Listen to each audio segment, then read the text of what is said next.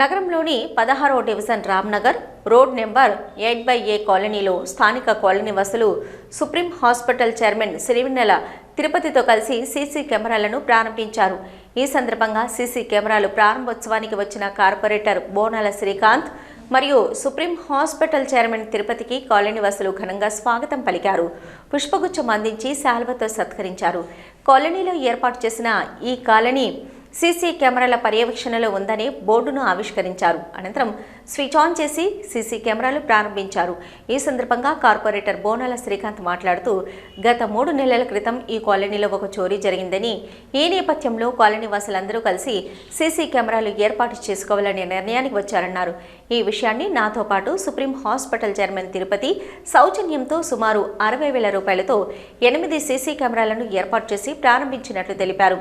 CC కెమెరాలుంటే నేరస్తులు నేరం చేయడానికి భయపడతారని, అంతేకాకుండా నేరాలు పూర్తి స్థాయిలో తగ్గుతాయన్నారు.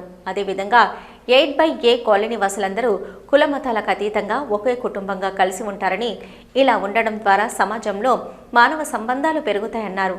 అదేవిధంగా తన సొంత ఖర్చులతో సంక్రాంతి పర్వదినాల్లో ఈ కాలనీ వాసులందరినీ ప్రముఖ పుణ్యక్షేత్రమైన యాదగిరి గుట్టకు తీసుకెళ్లనున్నట్లు వారు తెలిపారు.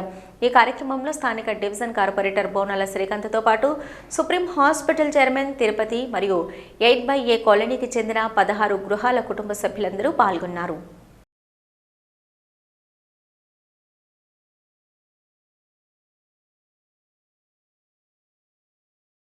కాలనీలో అందరూ కుటుంబ సభ్యులందరి సహకారంతో మరియు సుప్రీం హాస్పిటల్ వారి సహకారంతో ఈరోజు సీసీ కెమెరాలు ఏర్పాటు చేయడం జరిగింది.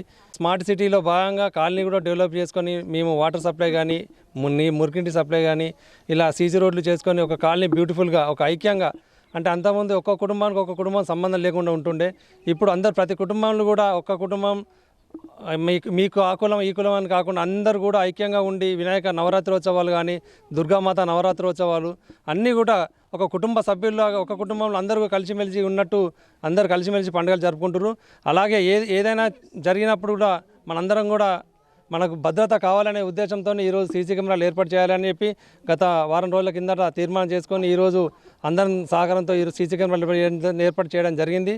అంతేకాకుండా ఈరోజు మా కాలనీ వాళ్ళకు ఒక శుభవార్త ఏంటంటే, ఇట్లా ఐక్యంగా ఉండాలనే ఉద్దేశంతో వీళ్ళందరినీ కూడా యాదగిరి గుట్ట పోవడానికి నా వంతు సహాయ సహకారాలు అందించి విహారయాత్ర కూడా పంపాలని చెప్పి, అంటే అందరం కలిసి విహారయాత్ర పైన కూడా మేము ఒక కుటుంబ సభ్యులాగా వెళ్ళాలని ఉద్దేశంతో ఫ్యామిలీలు అందరం కలిసి విహారయాత్ర వెళ్ళడానికి సన్నాహం చేసుకుంటామని తెలియజేస్తాం.